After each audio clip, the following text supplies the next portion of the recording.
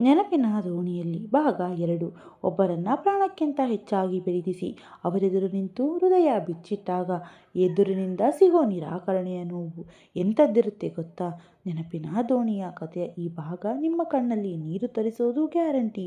ಮಳೆಯ ಸಾಕ್ಷಿಯಾಗಿ ಶ್ರೀರಾಧ ತನ್ನ ಒಲವನ್ನು ದೀಪಕ್ ಎದುರು ಹೇಳಿಕೊಂಡಾಗ ಆ ಕಠೋರ ಹೃದಯ ಕೊಟ್ಟ ಉತ್ತರವೇನು? ಪ್ರೀತಿ ಸಿಗದೆ ದೂರ ಹೋದ ಶ್ರೀರಾಧಾಳಿಗೆ ಇಡೀ ಜಗತ್ತೇ ಮೆಚ್ಚೋ ಪ್ರಶಸ್ತಿ ಸಿಕ್ಕಾಗ ಆಫೀಸ್ ರೂಮಲ್ಲಿ ಕುಳಿತು ಅವಳ ಹಾಡನ್ನು ಕೇಳುತ್ತಾ ಇದ್ದ ದೀಪಕ್ನ ಕಣ್ಣಲ್ಲಿ ಮೂಡಿದ್ದು ಪ್ರೀತಿಯೋ ಅಥವಾ ಪಶ್ಚಾತ್ತಾಪವೋ? ಇಡೀ ಕಥೆಯೇ ರೋಮಾಂಚನಕಾರಿ ತಿರುವು ಈಗ ನಿಮ್ಮ ಮುಂದೆ. ಮರೆಯದೇ ಪೂರ್ತಿ ವಿಡಿಯೋನ ನೋಡಿ ನಿಮ್ಮ ಅನಿಸಿಕೆಯನ್ನು ದಯವಿಟ್ಟು ಕಮೆಂಟ್ ಮಾಡಿ. ಕಥೆಯ ಮುಂದಿನ ಭಾಗವನ್ನು ಪೂರ್ತಿಯಾಗಿ ಅರ್ಥ ಮಾಡಿಕೊಳ್ಳಲು ಇದರ ಹಿಂದಿನ ಭಾಗವನ್ನು ಮರೆಯದೇ ನೋಡಿ. ಅದರ ಲಿಂಕನ್ನು ನಾನು ಡಿಸ್ಕ್ರಿಪ್ಷನ್ ಬಾಕ್ಸ್ನಲ್ಲಿ ಕೊಟ್ಟಿರುತ್ತೇನೆ. ಸಂಜೆಯಾಗುತ್ತಲೇ ಬ್ಯೂಟಿಷಿಯನ್ ತನ್ನ ಟೀಮ್ ಜೊತೆ ಬಂದಿದ್ದಳು. ಅವಳು ಮದುಮಗಳು ಪ್ರಕೃತಿಯನ್ನು ಸೀರೆ ಉಡಿಸಿ ರೆಡಿ ಮಾಡುತ್ತಿದ್ದರೆ ಇತ್ತ ಉಳಿದವರದ್ದೆಲ್ಲ ಫುಲ್ ಮಸ್ತಿ ಮೂಡ್ನಲ್ಲಿದ್ದರು. ದೀಪಕ್ ಲೈಟ್ ಕ್ರೀಮ್ ಕಲರ್ ಶರ್ಟ್ನಲ್ಲಿ ಸಖತ್ ಹ್ಯಾಂಡ್ಸಮ್ ಆಗಿ ಕಾಣುತ್ತಿದ್ದ. ಬಾಕಿಯವರೆಲ್ಲ ಸಾಂಪ್ರದಾಯಿಕ ಉಡುಪಿನಲ್ಲಿದ್ದರು.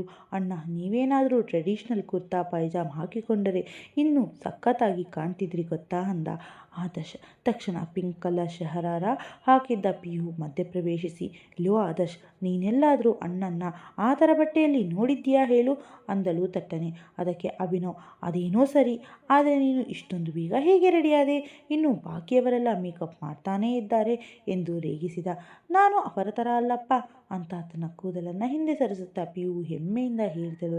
ಯಾಕೆ, ನೀನು ಹುಡುಗಿ ಅಲ್ವಾ? ಈ ಬಾರಿ ದೀಪಕ್ ಕಾಲೆಳೆದ. ಅಣ್ಣ, ನೀವಾದರೂ ಈ ನನ್ನ ಪರ ಮಾತನಾಡುತ್ತೀರಾ ಅಂದ್ಕೊಂಡೆ, ನೀವು ಹೀಗೆ ಅಂದ್ರ ಅಂತ ಮೂತಿ ದಪ್ಪ ಮಾಡಿಕೊಂಡಳು ಪಿಯು. ಅಷ್ಟರಲ್ಲಿ ಬಾಕಿಯವರೆಲ್ಲ ಅಲ್ಲಿಗೆ ಬಂದರು. ನೀಲು ತನ್ನದೇ ವಿಶಿಷ್ಟ ಸ್ಟೈಲ್ನ ಕುರ್ತಿ ಜೊತೆ ಶರಾರ ಹಾಕಿ ದೊಡ್ಡ ಕಿವಿ ಓಲೆ ಧರಿಸಿ ಮಿಂಚುತ್ತಿದ್ದಳು. ಆದರ್ಶ್ ತಕ್ಷಣ ಅವಳ ಹತ್ತಿರ ಹೋಗಿ, ವಾವ್, ನೀವು ಯಾವ ರೂಪದಲ್ಲೂ ಸಖತ್ತಾಗಿ ಕಾಣ್ತೀರಾ ಮಾರಾಯಿತಿ ಅಂದ. ಓ ಹಲೋ, ನಾನೇನಾದರೂ ಮಸಾಜ್ ಮಾಡಿದರೆ ರಂಪಾಟ ಕೂಡ ಮಾಡಬಲ್ಲೆ, ಹುಷಾರಾಗಿರಿ ಅಂದಳು ನೀಲು. ಹಾಂ, ನಾನು ಸತ್ತೇ ಹೋದೆ ಅಂತ ಆದರ್ಶ್ ತಮಾಷೆಯಾಗಿ ಎದೆ ಮೇಲೆ ಕೈ ಇಟ್ಟುಕೊಂಡ. ಇತ್ತ ಚಾರು ಕೂಡ ಗೋಲ್ಡನ್ ಲೆಹೆಂಗಾದಲ್ಲಿ ತುಂಬ ಸುಂದರವಾಗಿ ಕಾಣುತ್ತಿದ್ದಳು. ಪರಂ ಯಾರಿಗೂ ತಿಳಿಯದಂತೆ ಕಣ್ಣಿನಲ್ಲಿ ಅವಳನ್ನು ಸವಿಯುತ್ತಿದ್ದ. ಬಿಟ್ಟ ಕೂದಲು, ಹಣೆಯ ಮೇಲೆ ಸಣ್ಣ ಬಿಂದಿ, ಕೈ ತುಂಬ ಬಳೆ ಮತ್ತು ಹಗುರ ಗುಲಾಬಿ ಬಣ್ಣದ ಮೃದುವಾದ ಮುದ್ದಾದ ಲೆಹೆಂಗಾ ತೊಟ್ಟು ಕೈಯಲ್ಲಿ ಜಯಮಾಲೆಯ ತಟ್ಟೆಯನ್ನು ಹಿಡಿದು ಶ್ರೀರಾಧ ಮಂಟಪದ ಕಡೆ ಹೆಜ್ಜೆ ಇಡುತ್ತಿದ್ದಳು. ಅವಳು ಮಂಟಪದ ಕಡೆ ಹೋಗುವಾಗ ಎಲ್ಲರ ಮಧ್ಯೆ ಕುಳಿತಿದ್ದ ದೀಪಕ್ನ ಮೇಲೆ ಅವಳ ದೃಷ್ಟಿ ಬಿತ್ತು. ಎಲ್ಲರಿಗಿಂತ ವಿಭಿನ್ನವಾಗಿ ಅಷ್ಟೇ ಮುದ್ದಾಗಿ ಕಾಣುತ್ತಿದ್ದ ಅವನನ್ನು ನೋಡಿ ಕಣ್ಣಿನಲ್ಲೇ ದೃಷ್ಟಿ ತೆಗೆದಳು. ಹೇ ಶ್ರೀ, ಇಲ್ಲಿ ಬಾ ಅಂತ ಎಲ್ಲರ ಜೊತೆ ನಿಂತಿದ್ದ ನೀಲು ಕೂಗಿದಳು. ಅಬ್ಬಾ ಶ್ರೀರಾಧ, ಇವತ್ತು ನೀನು ತುಂಬ ಚೆನ್ನಾಗಿ ಕಾಣಿಸ್ತಿದ್ದೀಯಾ ಅಂತ ಅಭಿನವ್ ಕಣ್ಣಿನಲ್ಲಿಯೇ ಹೇಳಿದ. ಅವನು ತುಂಬ ಹೊತ್ತಿನಿಂದ ಅವಳನ್ನೇ ನೋಡುತ್ತಿದ್ದಿದ್ದು. ನಿಜವಾಗ್ಲೂ ಶ್ರೀ ಅಕ್ಕ, ನೀನು ದೇವತೆ ಥರ ಇದ್ದೀಯಾ ಅಂದಳು ಪಿಹು. ಎಲ್ಲರೂ ಒಂದಿಲ್ಲೊಂದು ಪ್ರಶಂಸೆ ಮಾಡುತ್ತಿದ್ದರು. ಅವಳು ಎಲ್ಲರ ಜೊತೆ ನಗುತ್ತಾ ಮಾತನಾಡುತ್ತಿದ್ದಳು. ಆದರೆ ಯಾರ ಬಾಯಿಂದ ಆ ಒಂದು ಮಾತು ಕೇಳಬೇಕಿತ್ತು? ಆ ದೀಪಕ್ ಮಾತ್ರ ಅವಳ ಕಡೆ ಕಣ್ಣೆತ್ತಿಯೂ ನೋಡುತ್ತಿರಲಿಲ್ಲ. ಶ್ರೀರಾಧಾಳ ಈ ಬೇಸರ ತಳಮಳವನ್ನು ಗಮನಿಸಿದ ನೀಲು ಹಿಂದಿನಿಂದ ಮೆಲ್ಲನೆ ಅವಳನ್ನು ತಳ್ಳಿದಳು. ಶ್ರೀರಾಧ ಹೈ ಹೀಲ್ಸ್ ಹಾಕಿದ್ದರಿಂದ ಬ್ಯಾಲೆನ್ಸ್ ತಪ್ಪಿ ಬೀಳಲು ಹೋದಳು. ತಕ್ಷಣ ಅವಳು ಎದುರು ಕುಳಿತಿದ್ದ ದೀಪಕ್ ಸಡನ್ನಾಗಿ ಎದ್ದು ಅವಳ ಕೈ ಹಿಡಿದು ತನ್ನ ಕಡೆಗೆ ಎಳೆದುಕೊಂಡ. ತನ್ನ ಸೊಂಟದ ಮೇಲೆ ಅವನ ಬಲವಾದ ಕೈ ಸ್ಪರ್ಶವಾಗುತ್ತಿದ್ದಂತೆ ಶ್ರೀರಾಧಾಳ ಕಣ್ಣುಗಳು ತಾನಾಗಿಯೇ ಮುಚ್ಚಿಕೊಂಡವು. ಶ್ರೀ, ನೀನು ಆರಾಮಾಗಿದ್ದೀಯಾ ಅಲ್ವಾ? ಸಾರಿ ಕಣೆ, ಗೊತ್ತಾಗಲೇ ಇಲ್ಲ. ಮೊದಲ ಬಾರಿ ನೀ ಹೈ ಹೀಲ್ಸ್ ಹಾಕಿದ್ದೀಯಲ್ವಾ, ಅದಕ್ಕೆ ಸಣ್ಣ ಮಿಸ್ಟೇಕ್ ಆಯಿತು ಅಂತ ನೀನು ಮುಗ್ಧವಾಗಿ ಹೇಳೋ ಥರ ನಾಟಕ ಆಡಿದಳು. ಶ್ರೀರಾಧ ಕಣ್ಣು ಬಿಟ್ಟು ನೋಡಿದಾಗ ದೀಪಕ್ ಮಾದಕ ತೀಕ್ಷ್ಣ ಕಣ್ಣುಗಳು ಅವಳ ಮೇಲೆಯೇ ನೆಟ್ಟಿದ್ದವು. ಈಗೇನು, ಹೀಗೆ ನಿಲ್ಲುವೆಯಾ? ಆಲೋಚನೆ ಇದೆಯಾ ಅನ್ನುವನು ಅವಳನ್ನು ದಿಟ್ಟಿಸುತ್ತಾ ಕೇಳಿದ. ಇಲ್ಲ, ಥ್ಯಾಂಕ್ ಯು ಅಂತ ಅವಳು ತನ್ನನ್ನು ತಾನು ಸರಿಪಡಿಸಿಕೊಂಡು ದೂರ ಸರಿದಳು. ಕೊನೆಗೂ ಅವನು ತನ್ನನ್ನು ನೋಡಿದನಲ್ಲ ಎಂಬ ಸಣ್ಣ ನಗು ಅವಳ ಮುಖದಲ್ಲಿ ಮೂಡಿತ್ತು. ಅವಳ ಮನಸ್ಸು ಅರಳಿತ್ತು. ಪ್ರೀತಿಯ ವ್ಯಾಖ್ಯಾನವೇ ಇದು. ನಿಜವಾದ ಪ್ರೇಮಿ ಬೇರೇನನ್ನೂ ಬಯಸುವುದಿಲ್ಲ. ಕೇವಲ ಆ ಕಣ್ಣಿನ ಒಂದು ನೋಟದಲ್ಲೇ ಇಡೀ ಜಗತ್ತನ್ನು ಪಡೆದಷ್ಟು ತೃಪ್ತನಾಗುತ್ತಾನೆ. ನಿಜವಾದ ಪ್ರೀತಿ ಮಾತಿನ ಭಾಷೆಯ ಮೇಲೆ ನಡೆಯುವುದಿಲ್ಲ, ಅದಕ್ಕೆ ಮೌನವೇ ಸಂವಹನ.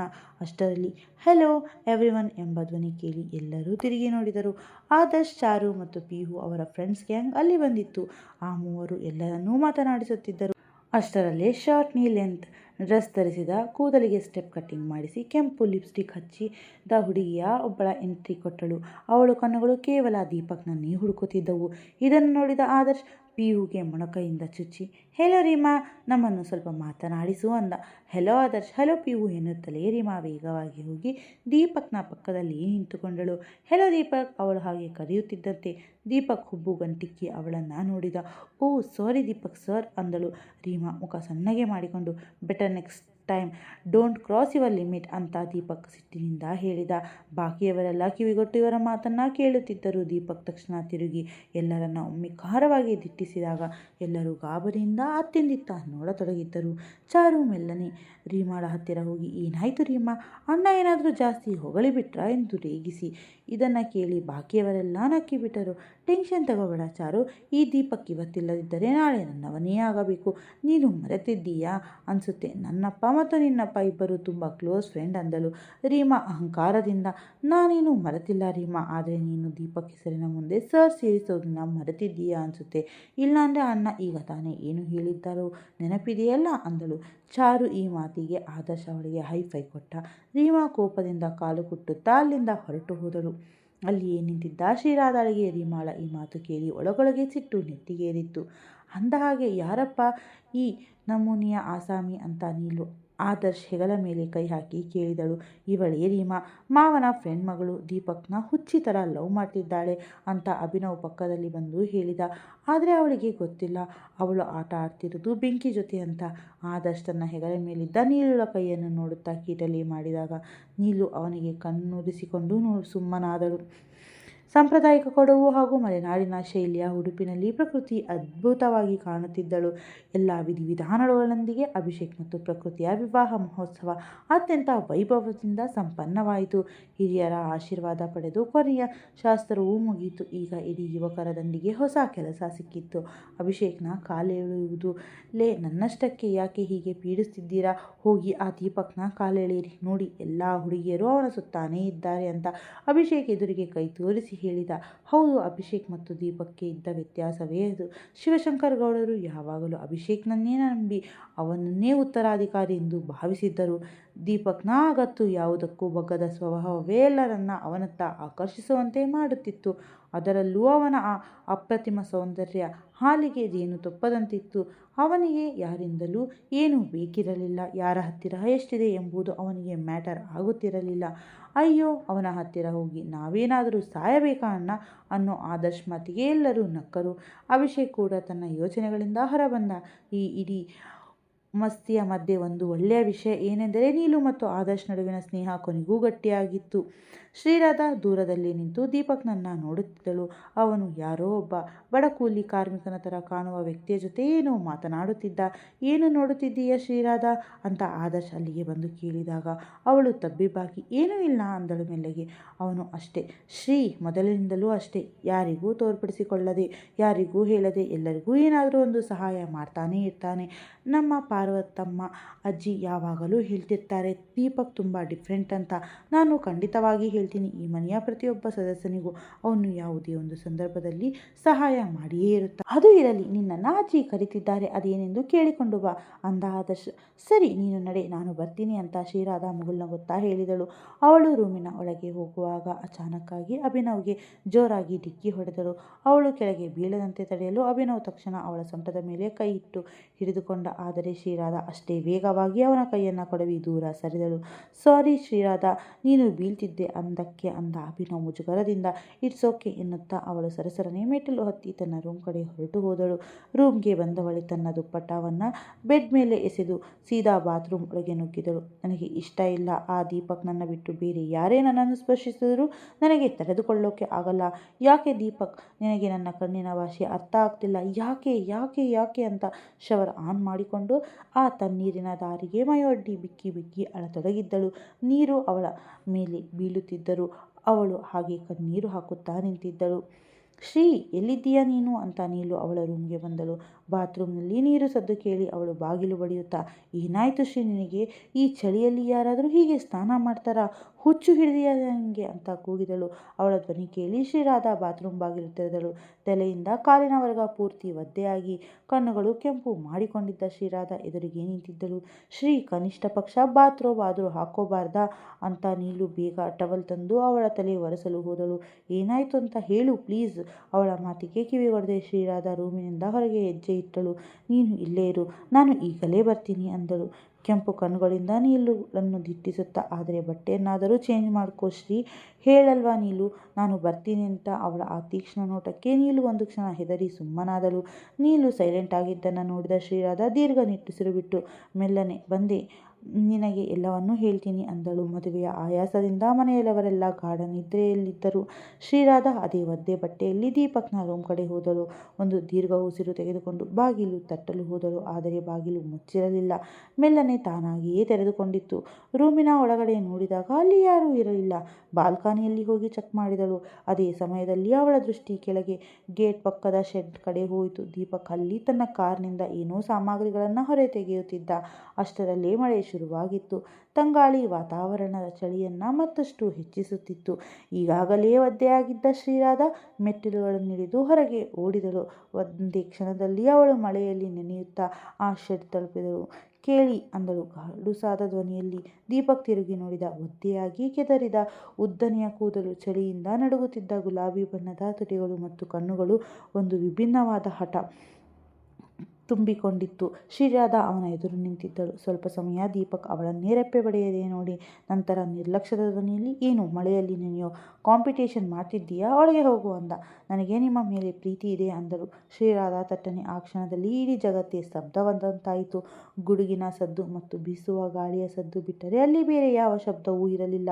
ಏನು ಮಾತನಾಡುತ್ತಿದ್ದೀಯಾ? ನಿನಗೇನಾದರೂ ಪ್ರಜ್ಞೆ ಇದೆಯಾ ಅಂತ ದೀಪಕ್ ಅವಳ ಕೈ ಹಿಡಿದು ಶೆಡ್ಡಿನ ಒಳಗಡೆ ಎಳೆಯಲು ಹೋದ. ಅವಳು ಅವನ ಎದೆಯ ಮೇಲೆ ಎರಡು ಕೈಗಳನ್ನಿಟ್ಟು ತಡೆದಳು. ಇಲ್ಲ, ನಾನು ಹುಚ್ಚಿಯಾಗಿಲ್ಲ. ಇವತ್ತೇ ನನಗೆ ನಿಜವಾದ ಪ್ರಜ್ಞೆ ಬಂದಿರೋದು. ನಿಮ್ಮ ಮೇಲೆ ನನಗೆ ಅಪಾರವಾದ ಪ್ರೀತಿಯಾಗಿದೆ. ತುಂಬ ಪ್ರೀತಿ ಮಾಡ್ತಿದ್ದೀನಿ. ಆದರೆ ದೀಪಕ್ ಅವಳ ಕೈಯನ್ನು ತನ್ನ ಎದೆಯಿಂದ ದೂರ ಸರಿಸಿ ಮುಖ ತಿರುಗಿಸಿದ. ಆದರೆ ನನಗೆ ನಿನ್ನ ಮೇಲೆ ಆ ಥರ ಯಾವುದೇ ಭಾವನೆ ಇಲ್ಲ. ಈ ಹುಚ್ಚುತನ ನಿಲ್ಲಿಸು, ಒಳಗೆ ಹೋಗು, ಮಳೆ ಬರ್ತಿದೆ ಅಂತ ಕಠೋರವಾಗಿ ನುಡಿದ. ನಾನು ಯಾವಾಗ ಹೇಳಿದೆ ದೀಪಕ್ ನಿಮಗೂ ನನ್ನ ಮೇಲೆ ಪ್ರೀತಿ ಇರಬೇಕು ಅಂತ? ನಾನು ಕೇವಲ ನನ್ನ ಭಾವನೆಯನ್ನು ಹೇಳಿಕೊಂಡೆ ಅಷ್ಟೇ. ಹೇಳಿದೆಯಲ್ಲ, ಈಗ ಹೋಗು ಇಲ್ಲಿಂದ ಅಂದ ದೀಪಕ್ ಅವಳನ್ನು ದಿಟ್ಟಿಸುತ್ತಾ. ನನ್ನ ಮಾತು ಇನ್ನೂ ಮುಗ್ದಿಲ್ಲ ದೀಪಕ್ ಅಂದಳು ಶ್ರೀರಾಧಾ ಭಾವುಕಳಾಗಿ. ನಿಮ್ಮನ್ನು ನಾನು ಪ್ರಾಣಕ್ಕಿಂತ ಹೆಚ್ಚಾಗಿ ಪ್ರೀತಿಸ್ತೇನೆ. ನೀವೇ ನನ್ನ ಜೀವನ ಆಗಿಬಿಟ್ಟಿದ್ದೀರಾ. ನಿಮ್ಮ ಮೇಲೆ ನನ್ನದೇನು ಬಲವಂತವಿಲ್ಲ, ಯಾವುದೇ ಅಪೇಕ್ಷೆಯೂ ಇಲ್ಲ. ಇಷ್ಟೇ ಹೇಳಿ ಅವಳು ಪ್ರಜ್ಞೆ ತಪ್ಪಿ ಬಿಟ್ಟಳು. ದೀಪಕ್ ತಕ್ಷಣ ಆತಂಕದಿಂದ ಅವಳ ಕೈ ಹಿಡಿದು ತನ್ನತ್ತ ಎಳೆದುಕೊಂಡ. ಅವಳು ನೇರವಾಗಿ ಅವನ ಎದೆ ಮೇಲೆ ವಾಲಿಬಿಟ್ಟಳು. ತನ್ನ ಕಣ್ಣುಗಳು ಮುಚ್ಚಿ ಪ್ರಜ್ಞೆ ಕಳೆದುಕೊಳ್ಳುವ ಮುನ್ನ ಶ್ರೀರಾಧಾ ತನ್ನ ಪ್ರೀತಿಯ ಉತ್ತರವೋ ಎಂಬಂತೆ ಅವನ ಬೆನ್ನಿನ ಮೇಲೆ ತನ್ನ ಕೈಗಳನ್ನು ಬಿಗಿಯಾಗಿ ಅಪ್ಪಿಕೊಂಡಳು. ಅವಳ ಕಣ್ಣಿನಿಂದ ಒಂದು ಹನಿ ಕಣ್ಣೀರು ಜಾರಿ ಕೆನ್ನೆಯ ಮೇಲೆ ಬಂದಿತ್ತು. ಅವಳು ತನ್ನ ಎದೆಗೆ ಒರಗುತ್ತಿದ್ದಂತೆ ದೀಪಕ್ನ ಹೃದಯ ಬಡಿತ ಜೋರಾಗಿತ್ತು. ತನ್ನ ಬೆನ್ನ ಮೇಲೆ ಅವಳ ಕೈಗಳ ಸ್ಪರ್ಶದಿಂದ ಅನುಭವಿಸಿದ ದೀಪಕ್ ಒಂದು ಕ್ಷಣ ಕಣ್ಣು ಮುಚ್ಚಿದ. ಆದರೆ ತಕ್ಷಣ ತನ್ನ ಯೋಚನೆಗಳನ್ನು ಕೊಡವಿ ಅವಳನ್ನು ತನ್ನ ಬಾಹುಗಳಲ್ಲಿ ಎತ್ತಿಕೊಂಡು ವೇಗವಾಗಿ ಅವಳ ರೂಮ್ ಕಡೆ ಹೆಜ್ಜೆ ಹಾಕಿದ. ಇತ್ತ ರೂಮಿನಲ್ಲಿ ನೀಲು ತುಂಬ ತಳಮಳದಿಂದ ಅತ್ತಿಂದಿತ್ತ ಅಡ್ಡಾಡುತ್ತಿದ್ದಳು. ದೀಪಕ್ ಮಳೆಯಲ್ಲಿ ಪೂರ್ತಿ ಒದ್ದೆಯಾಗಿದ್ದ ಶ್ರೀರಾಧಾಳನ್ನು ತನ್ನ ಕೈಯಲ್ಲಿ ಎತ್ತಿಕೊಂಡು ರೂಮಿಗೆ ಕರೆತಂದಾಗ ಅವಳನ್ನು ಆ ಸ್ಥಿತಿಯಲ್ಲಿ ನೋಡಿ ನೀಲು ಗಾಬರಿಯಿಂದ ಓಡಿ ಬಂದಳು. ಅಯ್ಯೋ, ಇವಳಿಗೆ ಏನಾಯಿತು ಅಂತ ನೀಲು ಆತಂಕದಿಂದ ಕೇಳಿದಳು. ನೀನು ಇಲ್ಲೇ ಇದ್ದ ಮೇಲೂ ಅವಳನ್ನು ಯಾಕೆ ಹೊರಗೆ ಹೋಗೋಕೆ ಬಿಟ್ಟೆ ಎಂದು ದೀಪಕ್ ಗದರಿದ. ಅದು ಅವಳು ನನ್ನ ಮಾತು ಕೇಳದೆ ಅಂತ ನೀಲು ಏನೋ ಹೇಳಲು ಹೊರಟಳು. ಆದರೆ ಅವಳ ಮಾತು ಮುಗಿಯುವ ಮುನ್ನವೇ ದೀಪಕ್ ಮೊದಲು ಇವಳ ಬಟ್ಟೆ ಚೇಂಜ್ ಮಾಡು, ನಾನು ಡಾಕ್ಟರ್ನ ಕರಿತೀನಿ ಬೇಗ ಅಂದ ಸ್ವಲ್ಪ ಜೋರಾದ ಧ್ವನಿಯಲ್ಲಿ. ಹಾಂ, ಈಗಲೇ ಮಾಡ್ತೀನಿ ಅಂದಳು ನೀಲು. ಅವನ ಮಾತು ಕೇಳಿ ದೀಪಕ್ ತಕ್ಷಣ ಡಾಕ್ಟರ್ಗೆ ಫೋನ್ ಮಾಡಲು ಹೊರಗೆ ಹೋದ. 15 ನಿಮಿಷಗಳ ನಂತರ ಅವನು ಡಾಕ್ಟರ್ ಜೊತೆ ರೂಮಿಗೆ ಬಂದ. ಅಷ್ಟರಲ್ಲಿ ನೀಲು ಶ್ರೀರಾಧಾಳ ಬಟ್ಟೆ ಬದಲಾಯಿಸಿದ್ದಳು. ಟೆನ್ಷನ್ ಮಾಡಿಕೊಳ್ಳಬೇಡಿ ಮಿಸ್ಟರ್ ದೀಪಕ್, ಅವಳು ಆರಾಮಾಗಿದ್ದಾಳೆ. ತುಂಬ ಹೊತ್ತು ಮಳೆಯಲ್ಲಿ ನೆನೆದಿದ್ದರಿಂದ ಪ್ರಜ್ಞೆ ತಪ್ಪಿದ್ದಾಳಷ್ಟೇ. ಪ್ರಜ್ಞೆ ಬಂದ ಮೇಲೆ ಈ ಟ್ಯಾಬ್ಲೆಟ್ ಕೊಟ್ಟು ಬಿಡಿ, ಜ್ವರ ಬರಲ್ಲ ಎಂದರು ಡಾಕ್ಟರ್. ಸರಿ ಡಾಕ್ಟರ್, ನಾನು ಕೊಡುತ್ತೇನೆ ಅಂತ ನೀಲು ಮಾತ್ರೆಗಳನ್ನು ಇಸಿದುಕೊಂಡಳು. ಬನ್ನಿ ಡಾಕ್ಟರ್, ನಾನು ನಿಮ್ಮನ್ನು ಹೊರಗಡೆ ತನಕ ಬಿಡ್ತೀನಿ ಅಂದ ದೀಪಕ್ ರೂಮಿನಿಂದ ಹೊರಗೆ ಬರುತ್ತಿದ್ದಂತೆ. ಇವಳಿಗೆ ಇನ್ನೂ ಎಷ್ಟು ಹೊತ್ತಿನಲ್ಲಿ ಪ್ರಜ್ಞೆ ಬರಬಹುದು ಎಂದು ದೀಪಕ್ ಡಾಕ್ಟರ್ನನ್ನು ಕೇಳಿದ. ಸುಮಾರು 1 ಗಂಟೆಯಲ್ಲಿ ಪ್ರಜ್ಞೆ ಬರುತ್ತದೆ ಎಂದರು ಡಾಕ್ಟರ್. ದೀಪಕ್ ತನ್ನ ರೂಮ್ಗೆ ಬಂದು ಶರ್ಟ್ ಕಳಚಿದ. ಆ ಶರ್ಟ್ನಿಂದ ಬರುತ್ತಿದ್ದ ಶ್ರೀರಾಧಾಳ ದೇಹದ ಸುಗಂಧ ಅವನನ್ನು ಒಳಗೊಳಗೆ ಬೆಚ್ಚಿ ಬೀಳಿಸುತ್ತಿತ್ತು. ಅವನಲ್ಲಿ ಏನೋ ಒಂಥರ ತಳಮಳ ಉಂಟು ಮಾಡುತ್ತಿತ್ತು. ಅವಳ ಕಣ್ಣುಗಳಲ್ಲಿದ್ದ ಆ ಹಠ, ಆ ತೀವ್ರ ಧೈರ್ಯ ಮತ್ತು ಎಲ್ಲಕ್ಕಿಂತ ಹೆಚ್ಚಾಗಿ ತನ್ನ ಕಣ್ಣುಗಳಲ್ಲಿ ಕಣ್ಣಿಟ್ಟು ನಿಮ್ಮನ್ನು ಪ್ರೀತಿಸುತ್ತಿದ್ದೇನೆ ಎಂದು ಹೇಳಿದ ಆ ಮಾತು ದೀಪಕ್ನ ನೆಮ್ಮದಿಯನ್ನು ಕೆಡಿಸಿತ್ತು. ಇಲ್ಲ, ನೀನು ನನ್ನ ಜೀವನಕ್ಕೆ ಬರಲು ಸಾಧ್ಯವಿಲ್ಲ.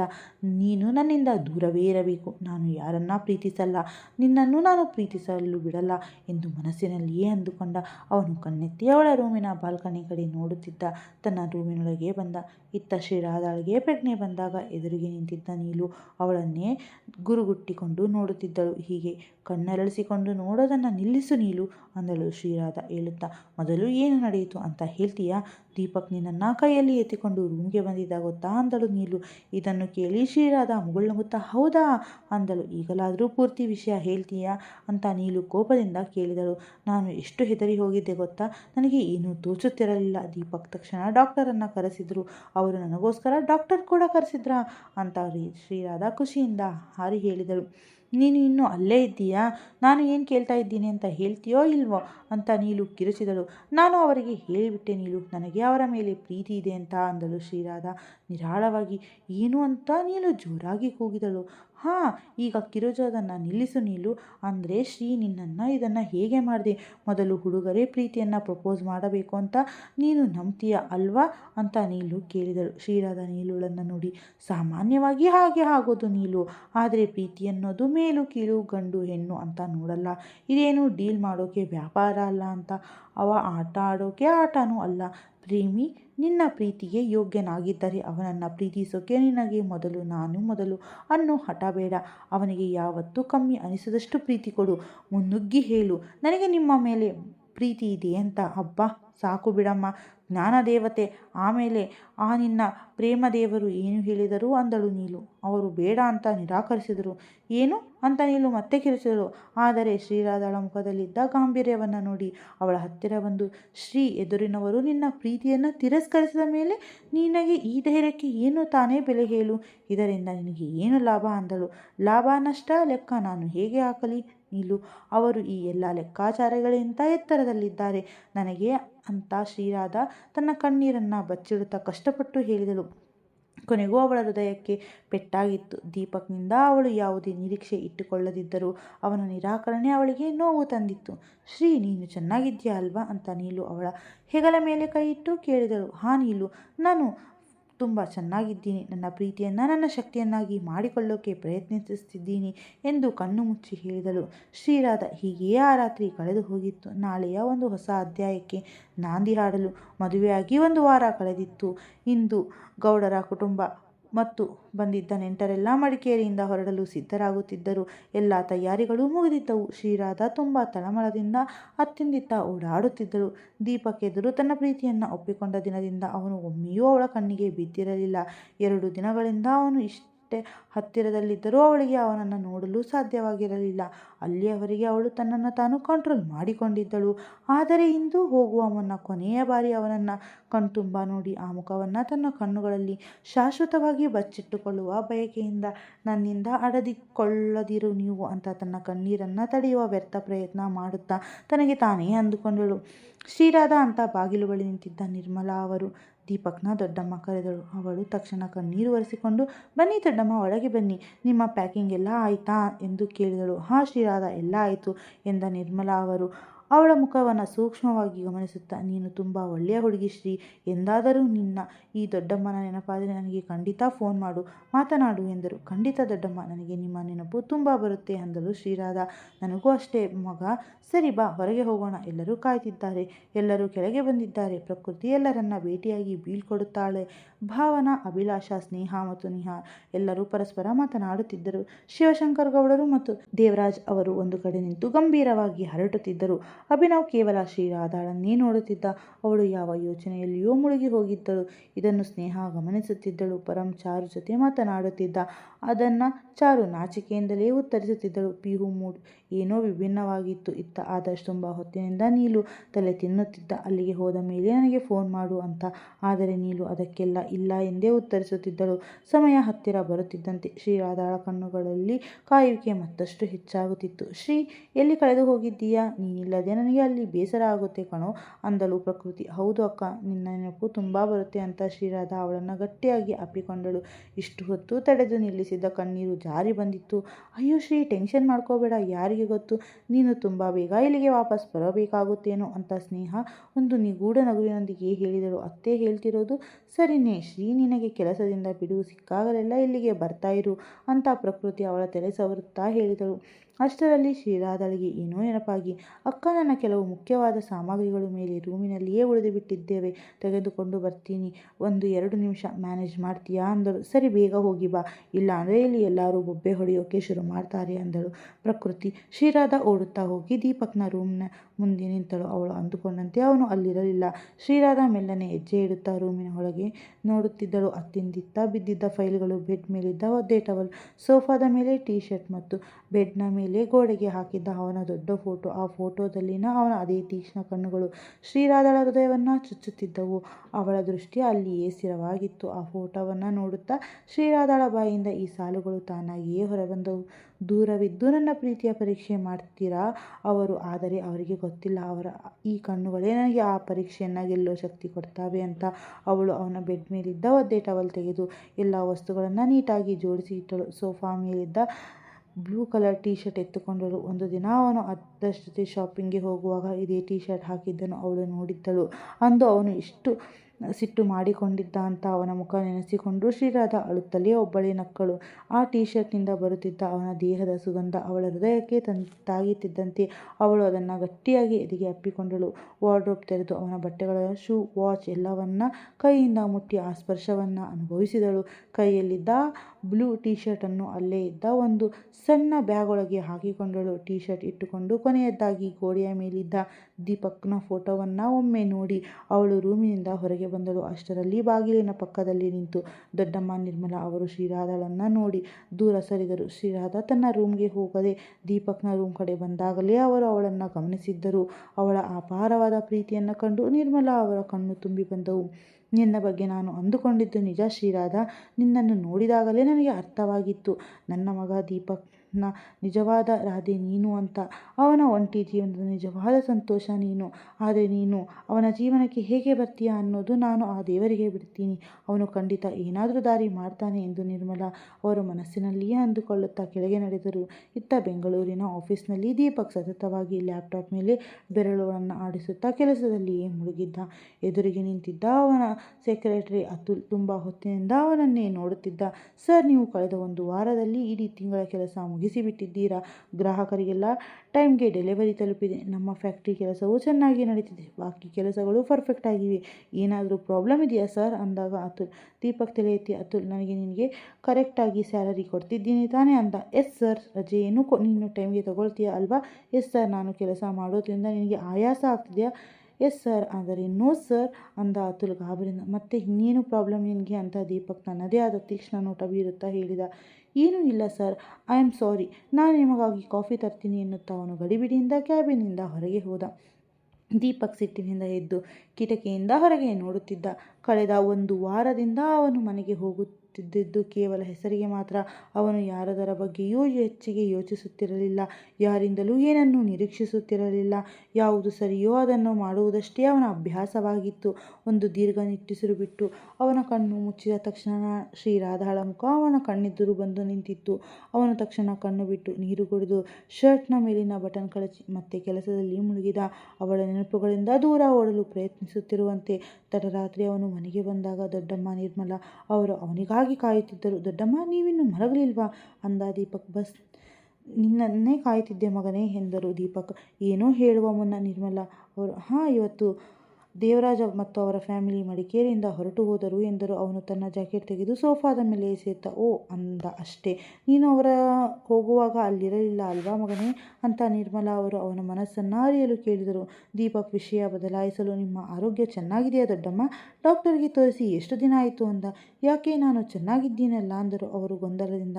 ಇಲ್ಲ, ನೀವು ಎಲ್ಲೋ ಕಳೆದು ಹೋದ ಹಾಗೆ ಮಾತನಾಡುತ್ತಿದ್ದೀರಾ, ಅದಕ್ಕೆ ಕೇಳಿದೆ. ಬಂದವರು ನಿಮ್ಮ ಗಂಡನ ಸ್ನೇಹಿತ ಮತ್ತು ಬೀಗರು ಅಷ್ಟೇ ತಾನೇ? ಓಕೆ ದೊಡ್ಡಮ್ಮ, ದೊಡ್ಡಮ್ಮ. ನನಗೆ ಅರ್ಥ ಆಯಿತು ಅಂದ ದೀಪಕ್. ಅವರು ಏನೋ ಹೇಳಲು ಹೊರಟಾಗ ಅವನು ಮಧ್ಯದಲ್ಲೇ ತಡೆದು, ದೊಡ್ಡಮ್ಮ, ನನಗೆ ತುಂಬ ನಿದ್ದೆ ಬರ್ತಾ ಇದೆ, ಪ್ಲೀಸ್ ಯಾರ ಕೈಲಾದರೂ ಊಟ ರೂಮ್ಗೆ ಕಳಿಸಿಬಿಡಿ ಎನ್ನುತ್ತಾ ಬೆಡ್ ಮೇಲೆ ಬಿದ್ದ.